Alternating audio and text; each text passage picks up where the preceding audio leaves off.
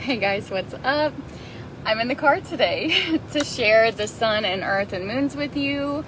And today we are talking about intimacy and abundance. So we've got 59 in the sun and we're doing third line today. So 59.3, 55.3 in the earth. And so in the sun, gate of intimacy, this is about bonds made and broken. And so that is the third line theme across the board. And what does that look like? Bonds made and broken is a genetic strategy. So this is something that's happening underneath what we are aware of. And basically, as we come together and we split apart, this genetic strategy is to be very open. It is to achieve union through the dropping of barriers. And it can look all different ways. You know, people get real nervous when they start hearing about bonds broken. But bonds broken can be, you know, a married couple who split up for the workday. So wife goes to work and husband goes to work, and they come back together after the workday and they recreate that bond. This openness, you know, as they break that bond and they go out, they can create bonds then that can be broken. And so in this, we are coming together, splitting apart. We are moving information. We are coming into union. And union, you know, it's all about the possibilities, especially when you think about it on a genetic level.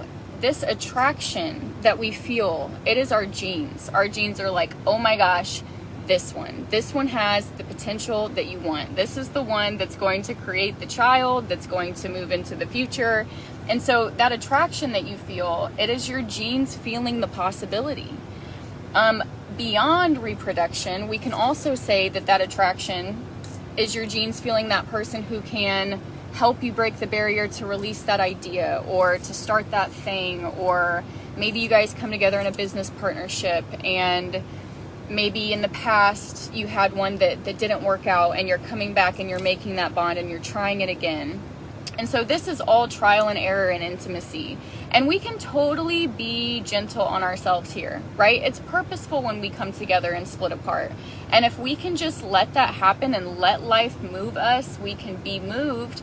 We can be moved to the right places, the right people, the right time. And so let's see. 55.3 in the earth, this is about failure. And so this can be a hard place, but at the same time, we're in the exaltation today. And so this failure, you know, failure is survivable, especially if you honor your mood. And I call this honoring yourself. So it's like, am I in the mood to start this job? Am I in the mood to go get coffee? Am I in the mood to clean this room or to do this project?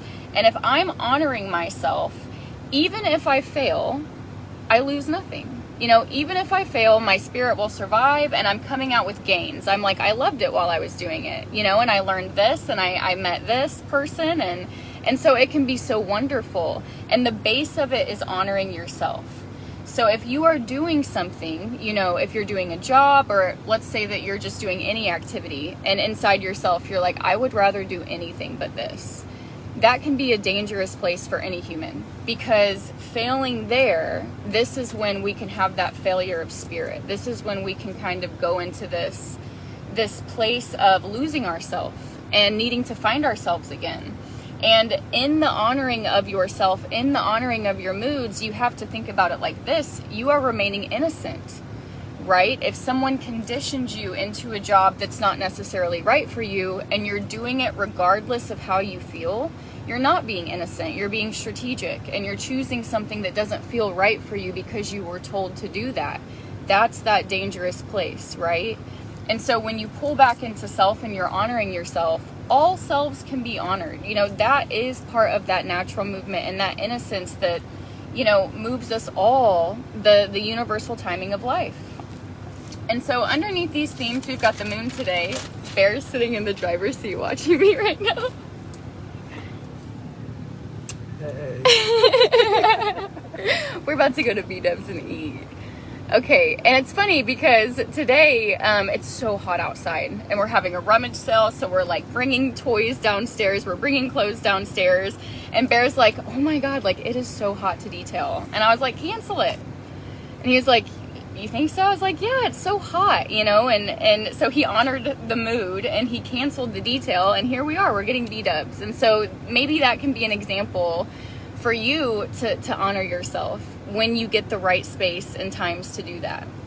And so let's see, this morning we were in gate 5, and I'm just going to talk about that for just a second. This is a sacral unconscious gate. So this might have pushed you out into the pattern of life to move around and see people and, you know, have your connections. And this fixed rhythm is about being in the flow. It's like a universal timing mechanism that binds us all into the rhythm of life. And it's underneath everything. So it's mechanical. We're not aware of this necessarily. It's not something that we're going to like see the patterns and be like, oh, I'm in the flow, right? It's more something that we might feel like, oh, I'm in the right place. Like, this was so perfect. This is so right. And so this morning, if you had any of those feelings, maybe you were recognizing yourself in the flow, your personal flow. And at the same time, maybe you recognize that I'm feeling like I'm out of the flow. Like, I stepped out somewhere and I feel like I'm not honoring myself. And so that would have been a good time to kind of evaluate that and to start honoring yourself again. And so this is the pulse of life. It's closely linked to time. When we think about the rhythms that this can create, like, it's very natural mechanical rhythms, things like seasons or heartbeat, you know, digestion, the frequency of your breath. And so you can see that this is more of like an attunement to a rhythm versus looking out there and being like, oh yeah, I can tell that it's perfect from what I see. And so the shadow of this gate is going to be impatience, right? It's going to look pessimistic or maybe pushy.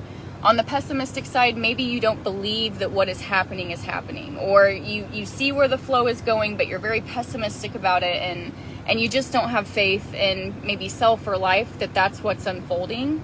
And on that pushy side, maybe you're just being forceful and you're like, this is what's happening, I know it, and you're pushing and you're forcing and you're trying to make it happen. And so the key there is to step into the gift and just be patient, right? If this is truly the universe doing this movement, then you can chill out and let the universe do that movement, right? You can kind of see it and grab on and let go and move with that thing, attune to that thing, and then you can relax into it. And so we just went into gate 26, maybe about 30 minutes ago in the moon. And this is a heart gate. I'm going to call it accumulation. It is the gate of the salesman, the tribal salesman. And so this is a wonderful gate. It is also mechanical. It's underneath everything. And what this might look like is that if it's in a person, maybe you come up to this person and they're going to sell you something, and you plug right into them, and underneath the words, right, in your aura, in the biology, it's changing you. Maybe it's changing your memory. Maybe it's changing the strength inside of your heart, and your heart's like, oh yeah, I'm ready to buy that now, right? It's something that happens underneath of it all. And it's good for all of us, because this guy that is selling you this thing, he's going to go back to his tribe with money to fill up their refrigerator so everybody can eat. And so this is like a vital position. We need these salespeople. We need this accumulation, this getting out, this selling, this changing of the memory, this persuasion and exaggeration. These are all good things and things that you might see today. And the potential of it is tactic. So maybe tactical in the way you are, or strategic in your dealings. You're going for a close, and it's natural. You know, it's a natural closing of others. And so this influences others through affecting their own heart strength and memory. It can serve self in the community, and something that you might see this do is like climb the ladder. So if you are in the meetings today, if you're talking to bosses, someone above you, someone below you, you know, you might see that ladder climbing, or that selling or closing. And this energy is always looking for maximum reward for minimum effort. So maybe you're seeing topics like franchising today. That's one that I've seen. Passive income opportunities, you know, things like network marketing. This is that gate to get out there and to sell what you've got, and to be proud of what you have to offer. And so on the shadow side, maybe it's like passive manipulation.